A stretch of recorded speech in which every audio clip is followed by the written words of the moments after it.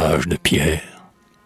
Pierre, silex taillé, couteau mystérieux, je n'ai plié sans émoi vous contempler. Vous dûtes, dans la férocité primitive des luttes, souvent frémir au point crispé de nos aïeux. Si l'homme, recouvert de peau mal ajustée, n'a pas vagi, rampant, inutile et perclus, et serrant sa femelle entre ses bras velus, étouffé dans les flancs les futures portées, c'est que vous avez bien gardé sa nudité, aux pierres, façonnant votre structure rêche, la hache en main, dans la nature il fit sa brèche, et, tout saignant, sorti de l'animalité. Un choc, et vous donniez l'essor à la lumière, vous avez réchauffé nos membres, aux cailloux. L'âme du bon soleil était figée en vous, elle en sortit avec l'étincelle première. La curiosité tenace des petits, autour du bois flambant qui faisait peur aux bêtes, luisait, et, sous les poils broussailleux de ses têtes, des forces grandissaient pour tous les appétits. Mon pauvre aïeul, errant de repère en repère, la faim, la noirceur du ciel, les animaux, l'effroi, la nuit, l'hiver, l'horreur de tous les maux t'accablait.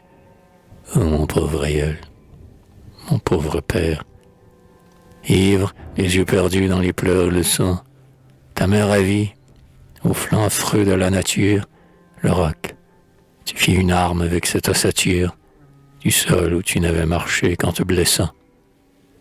Et le cerf franchissant, agile, les espaces, tu le frappas.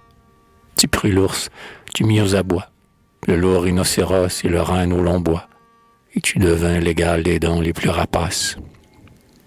Puis le vainqueur, alors, si pire tu fis, en délassant des reins des féroces poursuites, chez toi, dans la pesante odeur des viandes cuites, les ornements d'amour pour la femme et les fils.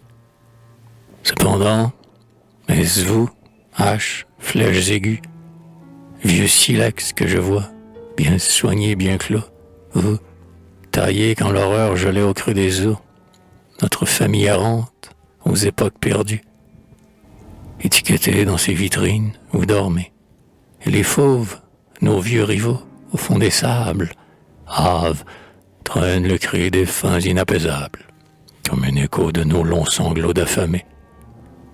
Un jour, dans l'air mourant, la terre nourricière se tarira. Nul cri de douleur, nul effroi, et l'eau ne vivra plus. Dans l'infini, les froids hérissés frapperont une immense glacière.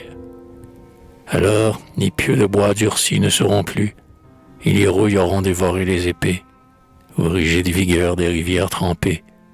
Les canons aussi, monstres pour toujours tuent. Seuls les silex, que rien n'entame et ne pénètre, sous leur forme vivront, armes des primitifs, et, sur la terre en proie au gel définitif, seuls marqueront la place et l'empreinte du maître. Le globe, monde éteint, roulera dépouillé, sa joie exultante et veuve de ses colères. Rien n'en redira plus les combats séculaires, tous étant effacés, dissous, perdus, rouillés. Rien, sinon vous, silex taillé, rien qui ressorte, sinon vous, qui serez, sur le globe navrant, le témoignage amer de l'essor déchirant, que prit vers l'avenir l'espèce à jamais morte.